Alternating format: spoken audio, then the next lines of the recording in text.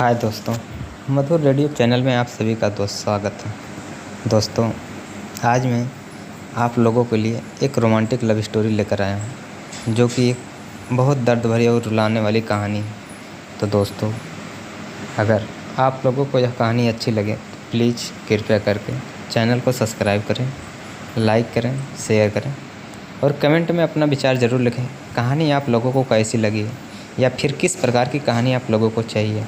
तो दोस्तों, अगर जितने भी लोग हमारे इस चैनल पर नए हैं, सबसे पहले चैनल को सब्सक्राइब कर लें और बगल में बेल आइकन है, उसको दबाना ना भूलें, ताकि मैं जब भी कोई नया वीडियो अपलोड करूं तो आप लोगों तक वह स्टोरी जल्द से जल्द पहुंचे।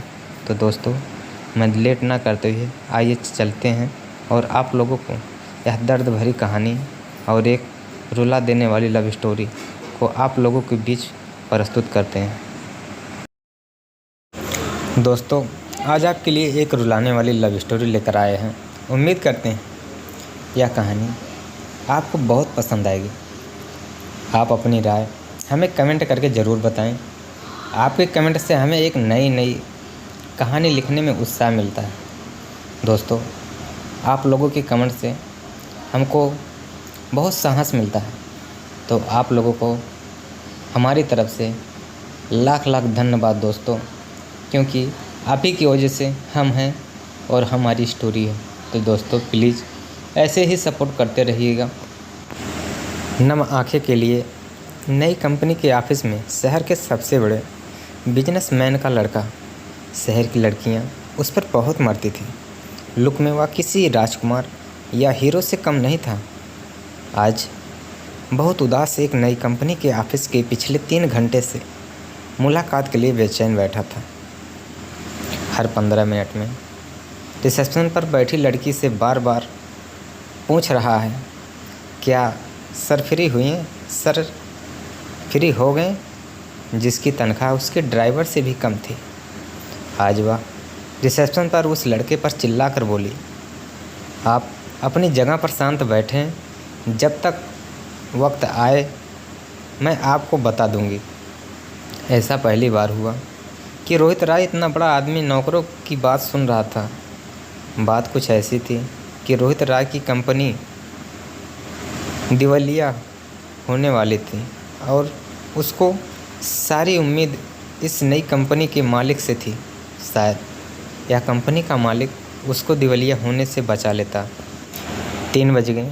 4 घंटे इंतज़ार के बाद रिसेप्शन उससे बोलती है, अब आप मैडम के केबिन में जा सकते हैं। बॉस के तक जाने से पहले रोहित को यह पता तो चल गया कि इस कंपनी का बॉस कोई लड़का नहीं बल्कि एक लड़की है। केबिन में पहुंचकर रोहित जब बॉस को देखता है तो दंग रह जाता है और कहता है, तुम और इस कंपनी की बॉस हो? यह हो ही नहीं सकता। जाओ, जाकर बॉस को बुलाओ। क्यों, मैं तुमको बॉस नहीं लगती? नहीं, मैं तो बस पूछ रहा था।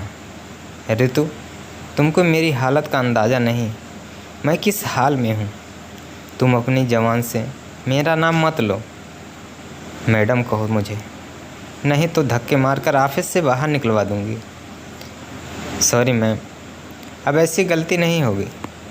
रोहित ने लिज्जत भरी आवाज़ में बोला, ऋतु, मुझे तुम्हारी और तुम्हारी कंपनी से सारी जानकारी है। जाओ अपने बॉस से कह दो, तुमको बर्बाद होने से कोई नहीं रोक सकता। जो सब कुछ हुआ है मैंने ही किया है, यह बदला है। मुझे धोखा देने का। कैसा धोखा? रोहित ने नम आंखों से कहा, भूल गए तुम और तुम्हारे बाप ने मुझे कैसे ठोकर मारकर भगाया था।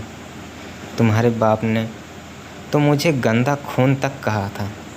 मेरे पूरे परिवार को आधी रात में घर छोड़कर जाना पड़ा। इतना सब करके तुम भूल गए?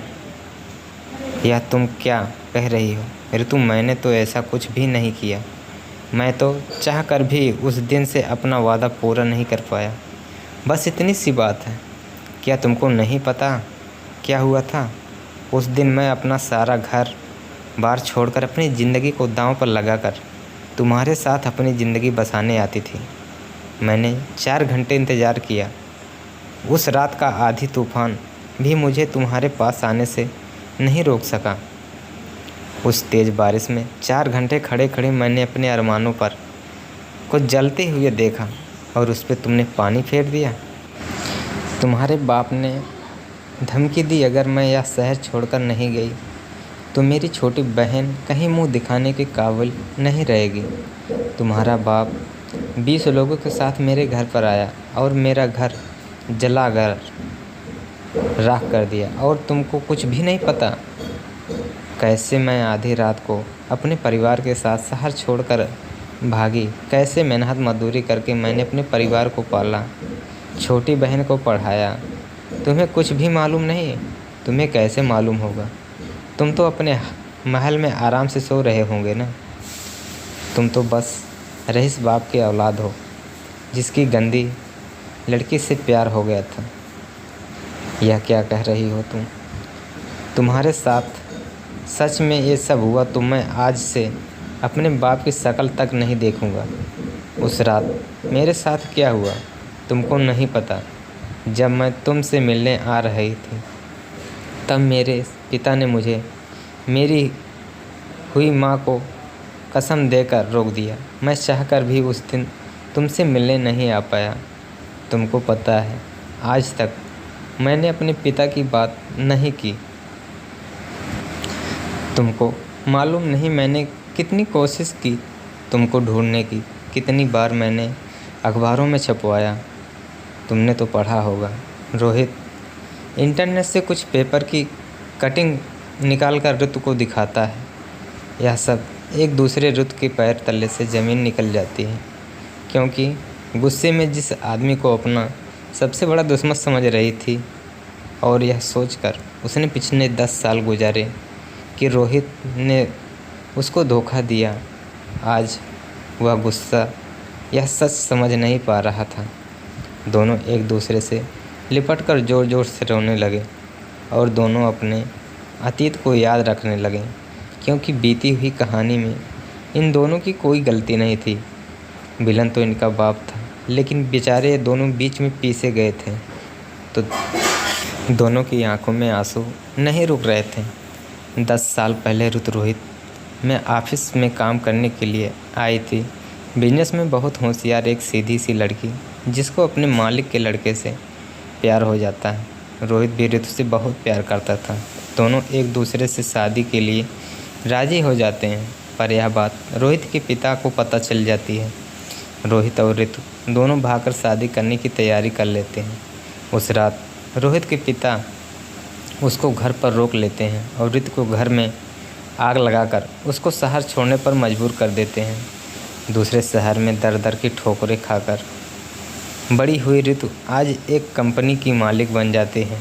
वह रोहित की कंपनी को जब चाहे तब मसल कर रख सकती है। इस बात का बदला लेने के लिए ऋतु वापस उस शहर आई थी, पर जब उसको रोहित के प्यार और सच्चाई का पता चलता है तो वह उसे गले लगाकर रोने लगती है।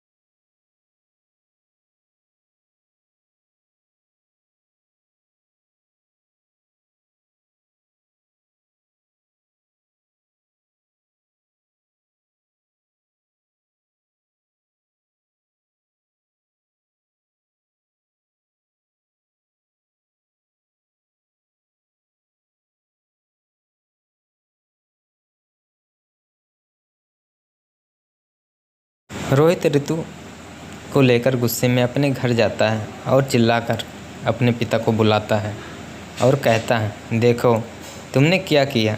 रोहित के पिता की आंखें भी आंसू से आ जाते हैं। इतने दिन रोहित ने उनसे बात की, गुस्से में ही थी कि रोहित के हाथ जोड़कर माफ़ी मांगी और कहा, मुझे माफ़ कर दो बेटा, यह एक दिन ज़रूर ऐसा ही होगा। मैंने बहुत बड़ी गलती की है, हो सके तो मुझे माफ़ कर देना बेटा। पर एक बात यह ज़रूर जान लो, मैंने ऐसा क्यों किया मुझे नहीं सुनना था। आप मेरी ज़िंदगी बर्बाद कर दी। रोहित बोला, ऋतु कहती है कि मैं एक बार ज़रूर सुनूंगी। आखिर मेरे घर जलाने की वजह क्या है, मैं यह जानना ज़रूर चाहती हूँ। ऐसी क्या बात थी।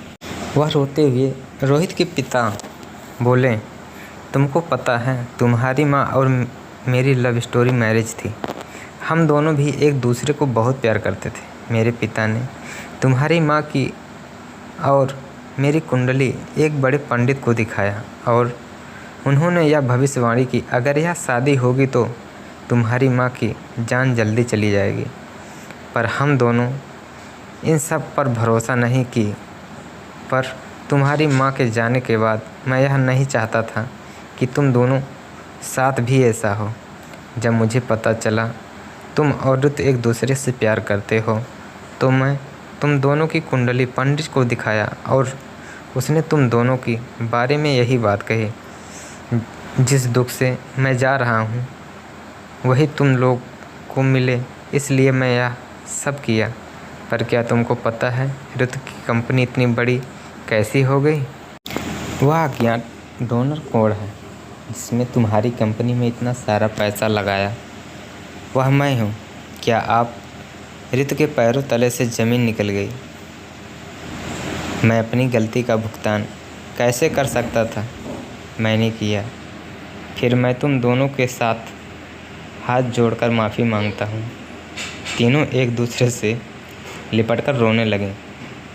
आज सबकी ज़िंदगी से सारे गुस्से और गलतफहमियाँ बोझ बनकर उतर गया। ऋतु और रोहित ने कुंडली निदान करवाकर शादी कर ली और सब खुशी से रहने लगे। तो दोस्तों, अगर आप लोगों को हमारी यह कहानी अच्छी लगी तो प्लीज़ कृपया करके हमारे इस चैनल को सब्सक्राइब कर लें और चैनल को आगे तक शेयर ज़रूर करें, ताकि मैं जब भी कोई वीडियो अपलोड करूं तो उन लोगों तक ज़रूर पहुंचे जो हमारी वीडियो देखते हैं। तो दोस्तों, शेयर, सब्सक्राइब और लाइक, कमेंट में अपना विचार ज़रूर देना। धन्यवाद दोस्तों।